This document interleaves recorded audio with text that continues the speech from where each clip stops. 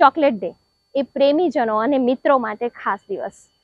સંબંધમાં મીઠાશ વધારવા માટે લોકો એકબીજાને ચોકલેટ આપી આનંદ વ્યક્ત કરતા હોય છે. આ ચોકલેટ એ માત્ર મીઠાઈ જ નથી, પરંતુ તેમાં લાગણીઓની મીઠાશ પણ છુપાયેલી હોય છે. તો ચાલો જોઈએ આ ચોકલેટ કેવી રીતે આટલી લોકપ્રિય બની રહી છે. ચોકલેટનું નામ લઈએ એટલે મોઢામાં પાણી આવી જાય, કારણ કે ચોકલેટ સૌને પ્રિય હોય છે. સુરતના ઉમરા ગામ ખાતે રહેતા હર્ષાબેન શ્રોફ છેલ્લા 30 વર્ષથી હોમમેડ ચોકલેટ બનાવે છે. ચોકલેટ બનાવવાના શોખને તેમણે પોતાનો બિઝનેસ બનાવી લીધો છે. હું એક હોમ મેકર છું અને આજથી 30-32 વર્ષ પહેલાં મેં આ બિઝનેસ સ્ટાર્ટ કર્યો હતો. ઘરમાં બેઠા બેઠા ટાઈમ પાસ ધીરે ધીરે શોખ મારો બિઝનેસમાં કન્વર્ટ થઈ ગયો.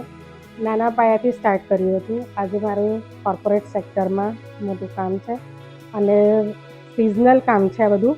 તો જ્યારે સિઝન હોય છે, દિવાળી હોય, ફેસ્ટિવલ હોય, ત્યારે વર્કલોડ વધી જતો હોય છે અને ત્યારે મારે ત્યાં ઘણા બધા વર્કરો કામ માટે આવતા હોય છે, હેલ્પરો, અને એ લોકોને બધાને પહેલાં ટ્રેનિંગ આપવામાં આવે છે ને ત્યાર પછી એ લોકો પાસે કામ અમે કરાવીએ છીએ.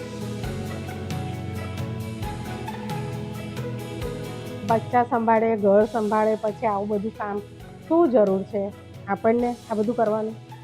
પણ ત્યારે પણ મારી મેન્ટાલિટી એવી હતી કે બિફોર મેરેજ ડેડીનું નામ, આફ્ટર મેરેજ હસબન્ડનું નામ, તો હું ક્યાં? બસ આમાંથી જ એક પેલું કહેવાય ને કે એક સર્જન, સૃષ્ટિ, ઝીરોમાંથી સૃષ્ટિનું સર્જન થતું હોય એવી રીતે મારા કામની શરૂઆત થઈ. અને આજે મને પ્રાઉડ છે કે હું પાયોનિયર મેમ્બર છું હોમમેડ ચોકલેટ્સમાં. સુરતમાં જ્યારે હોમમેડ ચોકલેટ શું છે લોકોને ખબર નહોતી, અને એમાં પણ હોમમેડ ચોકલેટ્સ દ્વારા બનાવવામાં આવતા બુકે, જે લોકો ફ્લાવર્સ ને ઘણી બધી અલગ અલગ વસ્તુઓથી લોકોને ગિફ્ટ આપતા હોય છે, જે વેસ્ટ ઓફ મની છે. તો એ ટાઈમમાં હું વિચાર્યું હતું કે એવી વસ્તુ આપવી જોઈએ કે જે કામમાં પણ આવી શકે અને સસ્ટેનેબલ પણ હોવી જોઈએ. આજે તેઓ ખૂબ મોટા પાયે ચોકલેટનો સ્વાદ લોકોને ચખાડી રહ્યા છે. होममेड चॉकलेट मैं इसलिए लेती हूँ क्योंकि सबसे पहली बात तो मेरे बच्चे बहुत ज़्यादा चूज़ी है, वो हर कोई चॉकलेट्स खाना पसंद नहीं करते हैं.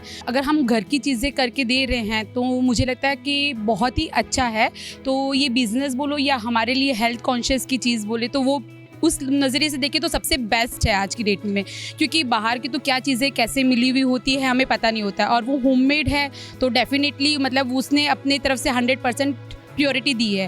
और हमारे बच्चों के हिसाब से अगर हम सोचें तो सबसे बेस्ट ही है कि हम उन्हें अच्छी क्वालिटी दे रहे हैं उनको. ऐसा मैंने उनके घर खुद जाके देखा है, वो बहुत ही अच्छी तरीके से, हाइजीनिक तरीके से वो चॉकलेट्स बनाती हैं, जो कि मुझे बहुत पसंद आई थी, इसलिए मैं अपने बच्चों को वही देती हूँ. તેમની ચોકલેટ બનાવવાની રીત ખૂબ અલગ છે અને તેના માટે તેઓ ખાસ બહારથી કોકો બીન મંગાવે છે. આમ જોઈએ તો ચોકલેટ્સનો ઇતિહાસ લગભગ 2500 વર્ષ હોવાનું મનાય છે.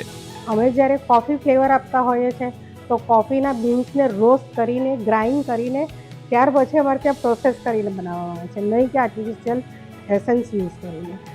લાઈક ઓરેન્જ ફ્લેવર છે તો ઓરેન્જમાં પણ અમારી એ જ પ્રોસિજર હોય છે અને કોકો બીન્સમાંથી અમારી ચોકલેટ બનતી હોય છે. અને જે કોકો યુઝ કરવામાં આવે છે તે પણ 85% ડાર્ક હોય, જે હેલ્થ માટે સારો હોય. પ્રેમ અને મૈત્રીની મીઠાશને વધારતી ચોકલેટ આપણને યાદ અપાવે છે કે નાનકડી વસ્તુઓથી પણ સંબંધોમાં આનંદ લાવી શકાય. ગુડ ન્યૂઝ ગુજરાત માટે સુરતથી લોપા દરબારનો રિપોર્ટ.